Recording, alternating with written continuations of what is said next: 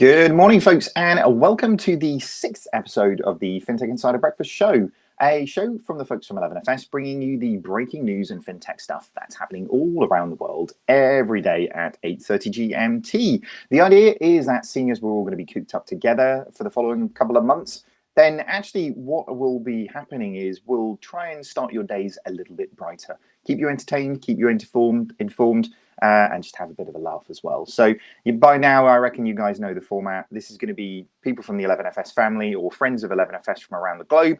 And today we have somebody from 11FS. We have Sarah Kocianski. How's it going, Sarah? Morning. You've got me up very early. I'm not a morning person. You should feel very good, everybody. Okay, today we have a very grumpy Sarah Kocianski. We will see how she works out. She has coffee. This will be fine. It's all right. It's going to be good. Where in the world are you, Sarah? Everybody's sort of some people have kind of retrenched to family and friends, and people have gone home, and you look like you're in somewhere quite rural because of the door. So where in the world are you today?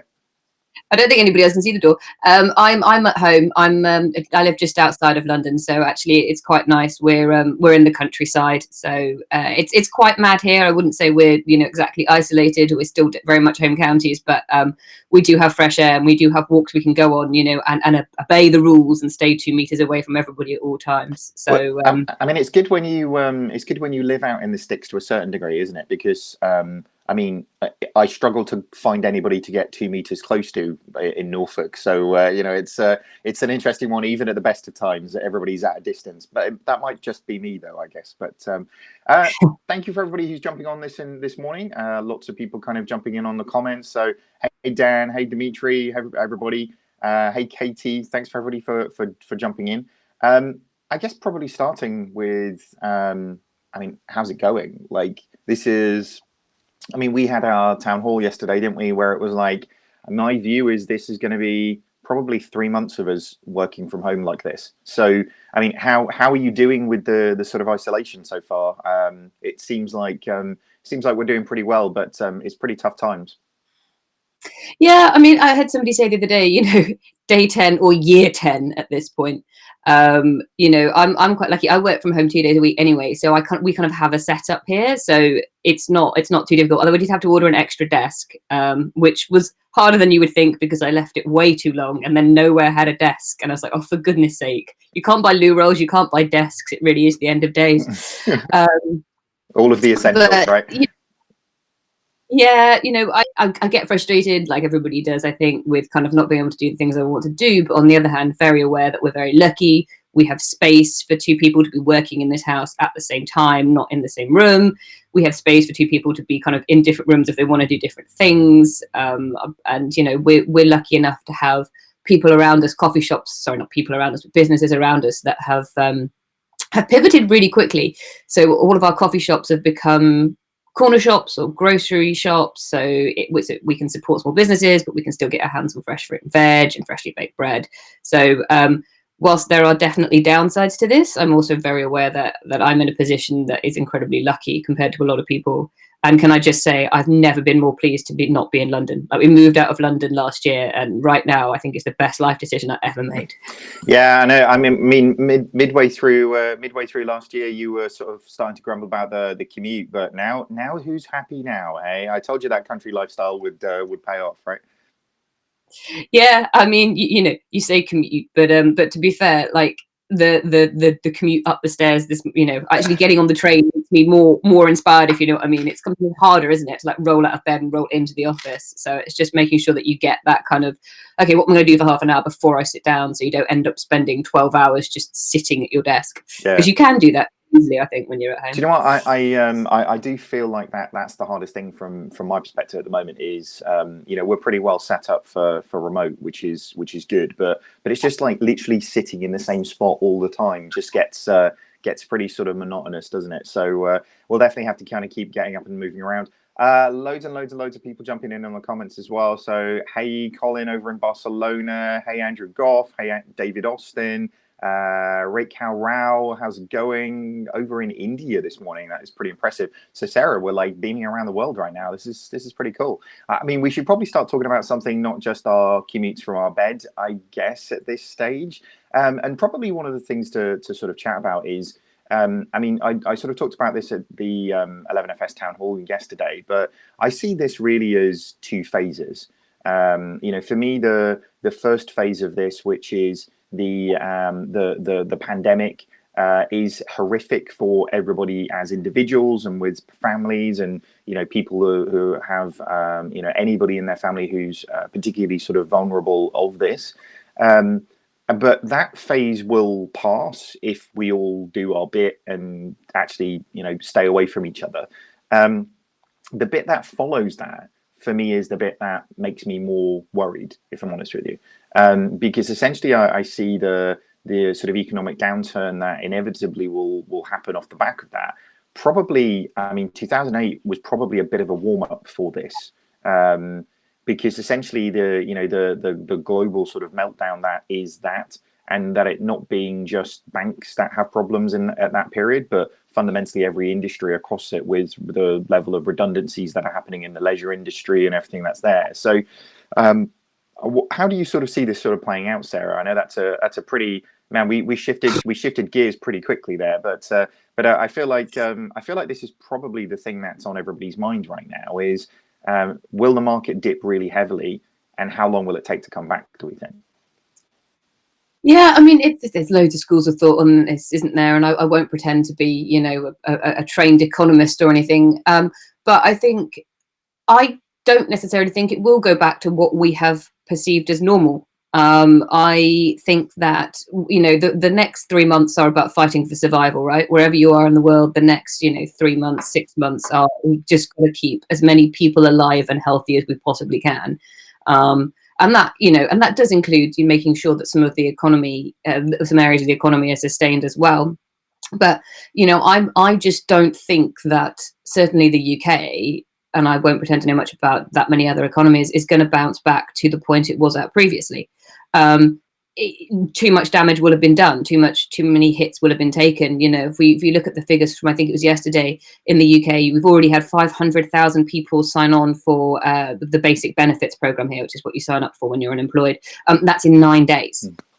So we're only sort of 10 days in. Even most small businesses can do 10 days, but when we get to day 20, what are we going to see there? And if all that level of unemployment, and all those businesses gone, say in 6 months' time we've flattened the curve and we feel like we can start opening things back up again, those things aren't just going to come back. Those businesses aren't just going to spring back to life. That there won't be any money, because there won't be any money to invest in them, because people have been unemployed for 6 months.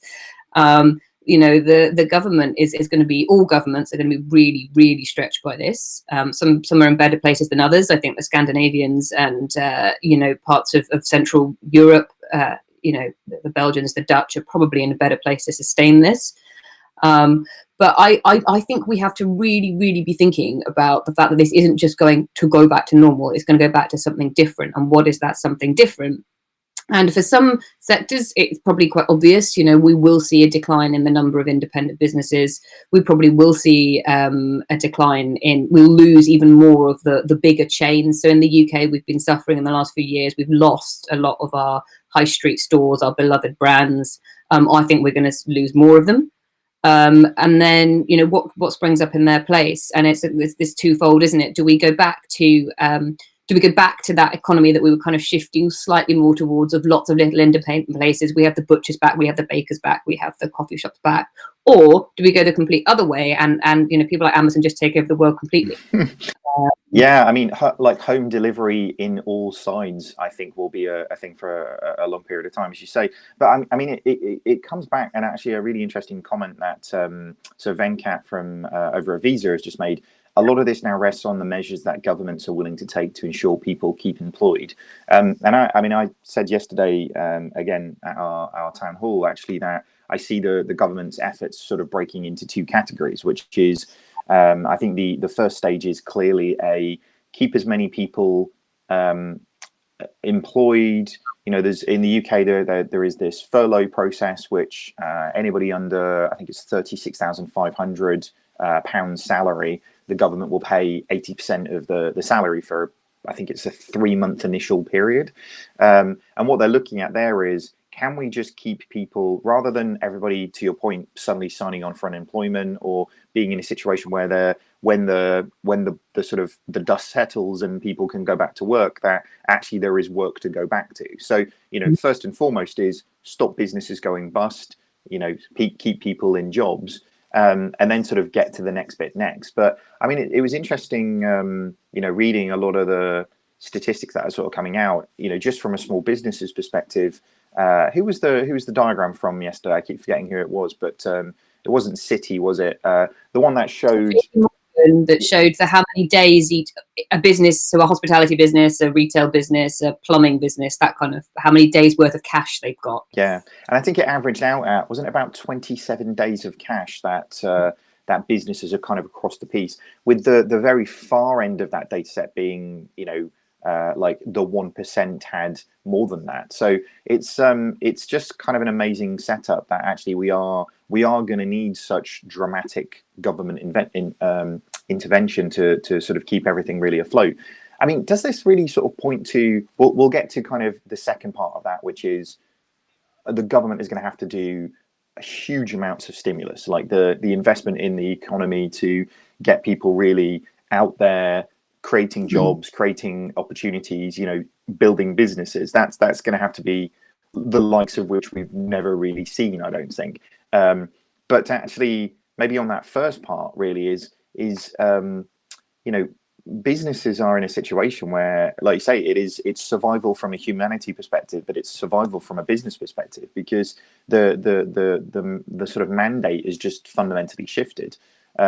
I mean, I was talking to a few people last night who just don't know what to do. Like they're in a situation where their business is the revenue is just gone, and with no sight of that coming back, then they've got no view of actually how long this will take or the impact that it can have with them. So it's quite scary. But I kind of feel like the hard thing for this is it is both on a human level incredibly impactful, and on a business level incredibly impactful. So there must be a lot of business leaders out there who don't really know where to turn on this, because your bit in your office is in turmoil, your bit if you go outside your house is in turmoil, and everything in the mix is very difficult. A few people on the comments are looking for more opportunity, though, which I always kind of love. If there's one thing in the fintech or the banking community, you can always rely on people looking for opportunity. So a few comments here. So Sean, after 2008 crisis, we saw a proliferation of digital banking. What do you think the new innovation in fintech might be after this? And I think that's probably a good sort of segue to kind of get us into, well, I mean, the banks, when they come back to work, what will be at the top of their agenda? Because there's a whole raft of different things that they kind of need to think about. But what do you think, if you were the CEO of a bank coming back to work in 3 months' time, Sarah, and you're actually allowed back in your office, what would be the top of the agenda at that point? Well, I think what we're going to see is kind of mentioned there from the government's a shift in priorities. So the businesses, the fintechs, and the banks will probably survive this because they can do things remotely, and that is kind of how they're set up, and that's how the digital age works. But the small businesses that are going to go bust, or whatever, the retail chains, the hospitality chains, the plumbers, the plasterers, the gas fitters, we need those people. Like, we can't just let them go. So I think my point would be that I think the government will step in and tell the banks that they have to focus on finding ways to help those sectors. And I think what the banks, we'd all love the bank CEOs to do is come back and think, oh, well, that was a mess. Right, let's start pumping some money into how we can serve people remotely, how we don't have to worry about closing branches and having call centers that can't handle, the volume of calls. And, let's make sure that we have got, we can spin up digital application processes for new products very quickly. I mean, most of the banks have now got online applications for the civil loans, but, there are still, problems with some of those processes, some of the problems with like people not quite knowing when they can pause their mortgages, or if they can pause their mortgages, or whether they can get their money out of their fixed rate ISA or whatever. So what I think we'd all like to see is the banks going, right, okay, that's enough. Let's really turn our attention to making this business sustainable. And I wonder if that might be the kick of the backside they need, because it's not just a nice to have or kind of a thing to have in the future to serve. It's a shift we should do. It's a shift we've got to do fast, because if this happens again, and let's face it, with the way the world's going with climate change, we're going to see more of these kind of like pandemics and viruses that it's just going to happen. Then, on top of that, climate change and disasters and floods, how we're going to deal with people who are stuck with flooding, fires, etc., etc. It is necessary for the banks to survive, to rethink their own business models and how they serve those customers, but also how they operate internally. That said, I think their ability to do so may well be hamstrung by what governments say. Right, we bailed you out last time. You've got to help us put the economy back on its feet now. Of course, it will depend where you are. So in the UK, we are really going to struggle. We were not in a good place before this happened, and I don't think we're going to be a better place after it. Other places around the world, I think, will, if you look to maybe parts of Asia, perhaps, if you look at in fact, Singapore has handled the virus outbreak. I think that they will move faster, and I think that they will get there faster, and some of the kind of the digital shifting mentality and serving people remotely. And of course, you look at countries like that and other places in that part of the world, other places in all parts of the world, governments there actually almost have they have almost more authority to force the bank's hands. So they might even force their hands into going down that digital route. Yeah, I mean, as you say, with there's sort of two things here. There's like ways of working for big banks. If you were the CEO of a major high street bank, and actually you sort of go back into work, then actually high at top of your priorities got to be ways of working. And it's really interesting. I'm not going to kind of go over the ground that I've sort of talked about in some of the other shows, but I think so much of that ways of working is cultural ability to understand where people work wherever they need to work, and that's difficult, because we've talked about cultural sort of reform within big banking organizations for a while, but most of that emphasis has been around like shiny innovation, like, ooh, isn't it new and agile stuff, whereas actually what we're talking about is like a culture of like decisions being moved to edges and trusting people to do the work in the way that they need to. I think I often sort of talk about people kind of emulate the signs of success, not the things that actually make organizations successful. And I think if I was coming back into a business, top of my list would be fixing actual real customer problems. Second to that for me would be that ways of working. But I mean, the third part for me is going to be really about is digital an investment program anymore? Because there's one train of thought here where, I mean, if you look at most big digital transformation programs, they were created not because of opportunity, but out of necessity, and to reduce costs and increase control frameworks around things, because that's how the business models were created, and that's the opportunities that face them.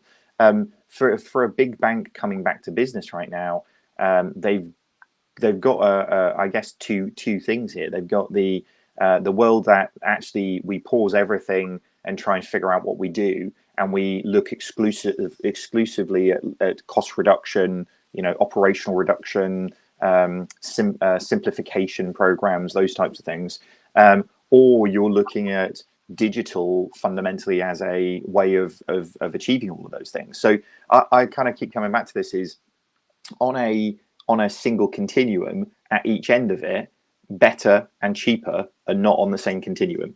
And I think this is where both organizations always get kind of slightly confused, which is you're not aiming to do it cheaper or aiming at doing it better. These things can both coexist together.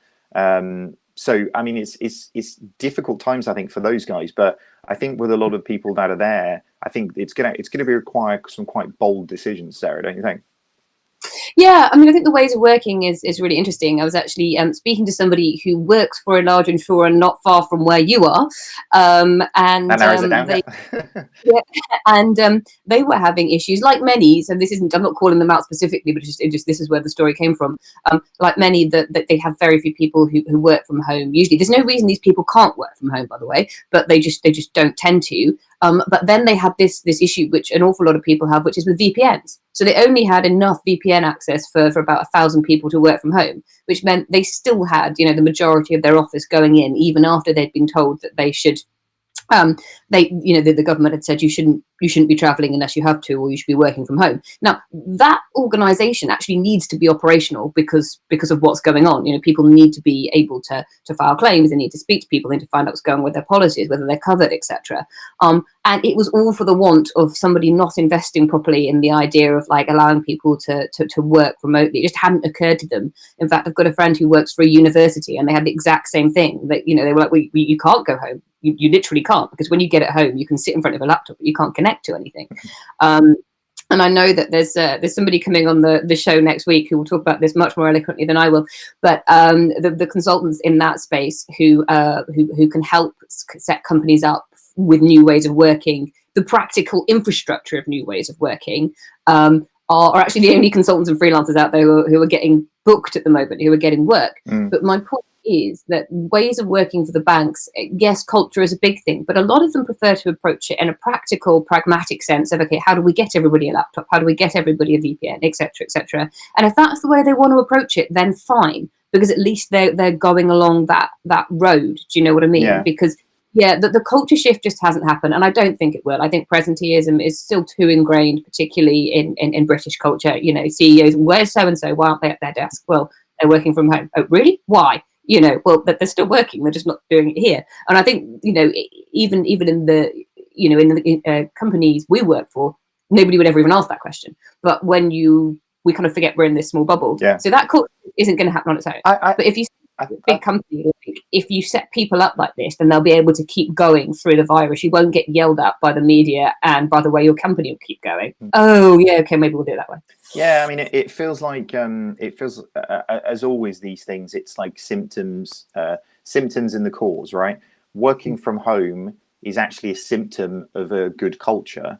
The good culture allows you to work from home, not Zoom or Google Hangouts or whatever, So some really interesting questions. So Chris Hingham, I see UK cash usage was down 50% last week. How many years forward on the cashless trends do you think this current situation is pushing us? So, I mean, are people just adopting completely cashless because they have to now? And do you think people will go back to it afterwards? I think people can't spend any cash because there's nowhere to spend it. I think that stat's a complete anomaly. I think you need to look at it in 3 months' time. So yes, some businesses have gone cashless, the coffee shops and places like that. I think Costa was doing some cashless stuff. But actually, two things that really should be more important there. One, you can't spend any cash anywhere. There's nowhere to spend it.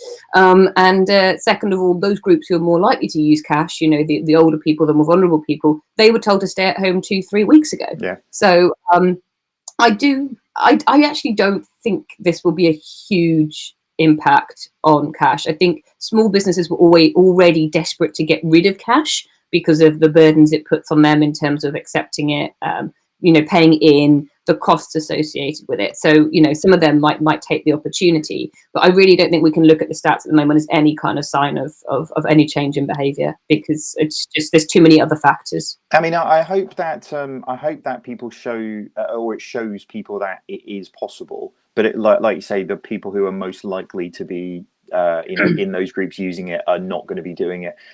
So a couple of interesting comments. Colin Payne, most people no longer use VPNs for apps.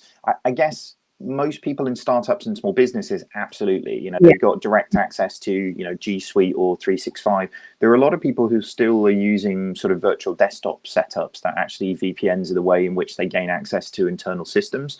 And I think, Sarah, a lot of the big organizations are still in that setup, aren't they?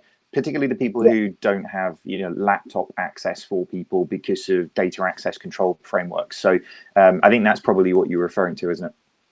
Yeah, absolutely. And I wasn't talking about us. I haven't used a VPN since I was at school, or maybe I've used one to watch the rugby when I was in Spain. Yeah, I did do that. Yeah. Did do that in the World Cup last year. But no, I'm not. Yeah, no, I'm genuinely very large organizations, banks, insurance companies, as I said, universities. That's genuinely how they still operate. And it seems so archaic to us. but that's the only way they can think of it. You can getting the idea to use G Suite is just completely beyond them. Other things I've heard, somebody saying, oh, well, somebody in a vulnerable category, I need to self-isolate for 12 weeks because I'm in a vulnerable category. I can do my job from home. It's an office administration job. Can I work from home, please? No, because you haven't got a laptop. Well, can I have a laptop? No, only managers are allowed laptops. Okay, but I need to self-isolate, and the government's telling me to self-isolate for 12 weeks, and you're telling me I can't have a laptop. So it is, they really are that far behind in both mentality and technology. Like the idea of not everybody having a laptop. Can you imagine a company where you go in and you still sit at your desktop? That is still very much part of like a large part of a lot of organizations. Yeah, I mean, I hope it makes a movement towards, even for staff like call center staff. Actually, there's absolutely no reason why those types of roles could not be completely distributed in the way in which many organizations do now. So, hopefully this does create an opportunity for change in some of those areas. I mean, for digital banking particularly, actually, I'm hoping a lot of people are realizing how much they actually can do on their own. And from a bank's perspective, really the gap between what it is that consumers really needed to be able to be doing over this period of time and the level of service that is actually being sort of created now. So, I mean, for my money, I think banks will kind of come back into this and realize that, like we say, better and cheaper are definitely not mutually exclusive things. And that actually, if they go about it in the right way, they can achieve both of them. But it's very testing times. I mean, I hope everybody watching this is still okay and keeping sane at home. When we know what the world looks like when we're coming out of it, then I'm sure we'll all pull together to push it in that direction. I think that's probably all we've got time for now, Sarah. So I think we're just about at the top of the hour. So I know we've got stuff to go and get on with. But Sarah, thank you so much for joining me this morning and getting up early to do it. Where can people find out more about you and the research that you guys are putting out? So if you want to read the stuff we've been writing, we've got a whole series of stuff that's on COVID-19's impact on various industries, banking and insurance, and also how the banks are responding. You can find those on the 11FS blog page. So if you go to 11FS Insights, you can find all our posts there. You can also find longer research briefs and more in-depth research if you go to 11FS Pulse. You can get to that from the 11FS website as well. If you want to find more about me or you want to engage with me, I'm on Twitter at Sarah Kocianski. I'm also doing InsurTech Insider, and I'm also doing the news this evening. So I'm on a podcast as well. If you like the sound of my voice, you can continue listening to it over the next few weeks. Thank goodness for good broadband in rural areas. Hey, that's the one sign of success that the UK's got right now. All right, guys, thank you so much for joining us this morning. Have a great day and stay safe, and see you tomorrow morning. Thank you very much.